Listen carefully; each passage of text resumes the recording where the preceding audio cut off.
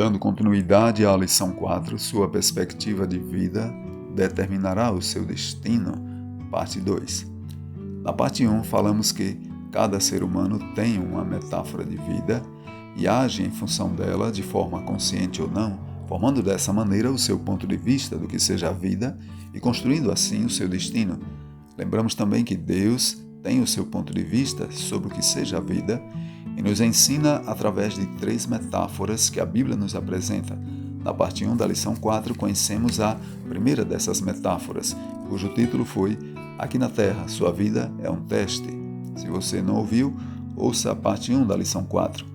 Hoje, vamos conhecer as outras 2 metáforas da Bíblia que Deus nos mostra, que é a metáfora número 2 e número 3. A metáfora 2 diz: aqui na Terra, sua vida é um cargo de confiança. Ao falar dessa metáfora, me recordo do dia em que fui convidado para assumir um cargo de confiança na escola onde trabalhei. Na ocasião, eu estava deixando de lecionar numa sala de aula para atuar como secretário da escola. Minha responsabilidade dobrou, pois agora eu precisava conferir o trabalho dos funcionários da secretaria, todos os documentos, as declarações, os históricos escolares, as transferências passavam por minhas mãos para eu conferir. Eu tinha que colocar o meu carimbo, minha assinatura, antes de levar para a diretora também assinar e carimbar. Lembro-me um certo dia que eu levei um desses documentos, acredito que foi um histórico escolar, para a diretora assinar. Ela imediatamente pegou o documento, virou o verso, olhou no canto inferior esquerdo e viu o meu carimbo, a minha assinatura e disse o seguinte: se você assinou, eu também assino, não vou nem conferir, eu confio em você.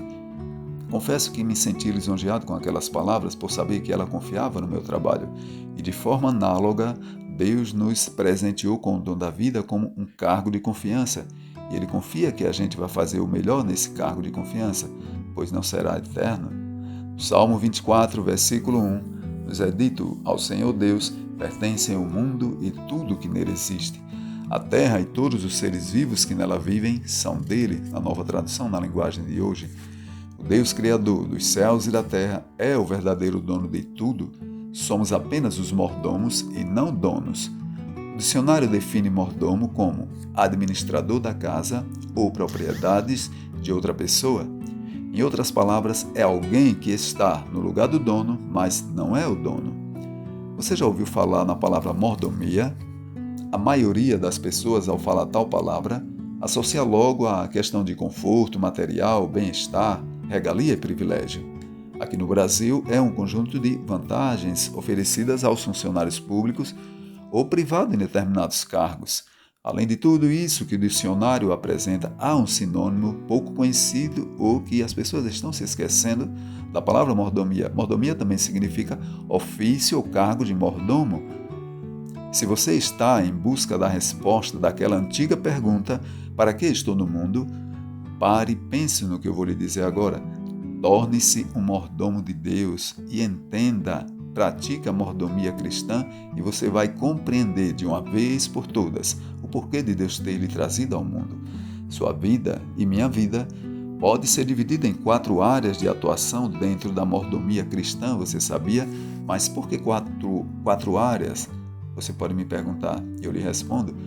Quais são, dentre todas as coisas que Deus nos deu, as 4 que mais valorizamos? Número 1, o corpo.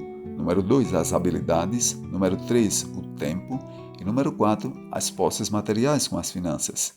Dentro da mordomia cristã, chamamos isso de os 4 T's da mordomia, que são templo, tempo, talentos e tesouros. Templo porque é a mordomia do corpo. Paulo diz em 1 Coríntios 3, versículos 16 e 17, não sabeis que sois santuários de Deus e que o Espírito de Deus habita em vós? Se alguém destruir o santuário de Deus, Deus o destruirá, porque o santuário de Deus que sois vós é sagrado. Na mesma epístola aos Coríntios, 1 Coríntios, lá no capítulo 6, no verso 19, ele diz: acaso não sabeis que o vosso corpo é santuário do Espírito Santo, que está em vós, o qual tendes da parte de Deus e que não sois de vós mesmos? Amigo, nosso corpo é chamado de templo do Espírito Santo, santuário de Deus. Então, primeiro T da mordomia, templo, a mordomia do corpo. Como você tem cuidado desse corpo que Deus lhe deu? O segundo T da mordomia, talentos, é a mordomia das habilidades ou os dons que Deus nos concedeu. O terceiro T de mordomia, tempo. As 24 horas é a mordomia do tempo, como você tem utilizado. E o quarto T, tesouro, a mordomia ou administração das posses materiais, inclusive as finanças. Resumidamente, a mordomia cristã é a responsabilidade do ser humano por tudo que Deus lhe confiou e pelo uso de tudo que ele nos confiou. Seu corpo, seus talentos, seu tempo, suas posses materiais.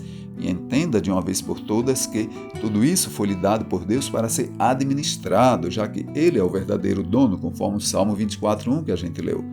Deus apenas nos empresta a terra por um período de tempo e vai emprestá-la para outros quando morrermos. A metáfora número 3 diz o seguinte: aqui na terra, sua vida é uma habitação provisória.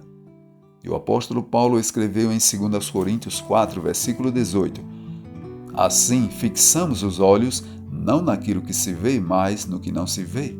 Pois o que se vê é transitório, mas o que não se vê é eterno, na Nova Versão Internacional, NVI.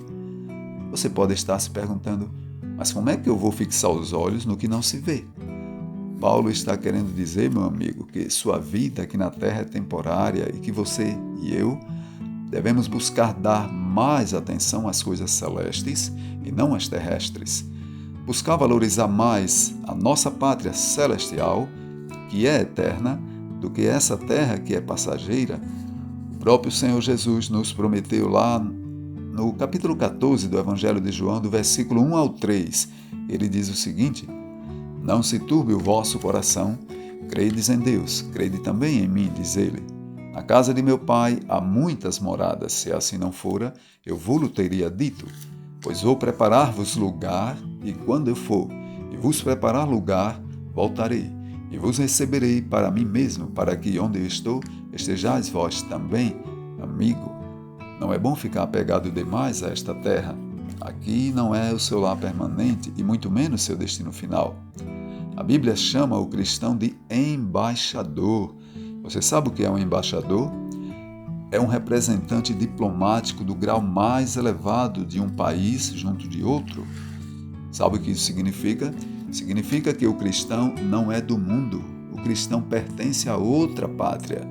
A partir do momento que o cristão se converteu ao nosso Senhor Jesus Cristo, passou a pertencer a outra pátria, isto é, celestial, conforme a Bíblia. O próprio Senhor Jesus disse o que está em João 17, versículo 14. Ele conversando com Deus em sua oração sacerdotal, ele diz o seguinte: eu lhes tenho dado a tua palavra e o mundo os odiou, porque eles não são do mundo, como também eu não sou, diz a palavra de Deus. Recapitulando as 3 metáforas que a Bíblia apresenta sobre o que seja a vida. Nossa vida é como se fosse número 1, um teste, número 2, um cargo de confiança e número 3, uma habitação temporária. Finalizando, ouça o que Paulo disse em 2 Coríntios, capítulo 5, versículo 20. Somos embaixadores de Cristo. Deus nos está usando para falar a vocês. Nós lhes imploramos, como se o próprio Cristo estivesse aqui suplicando a vocês. Aceitem o amor que Ele lhes oferece, reconciliem-se com Deus. Nova Bíblia Viva. Pense nisso e toma uma decisão. Forte abraço, fica com Deus e até a próxima.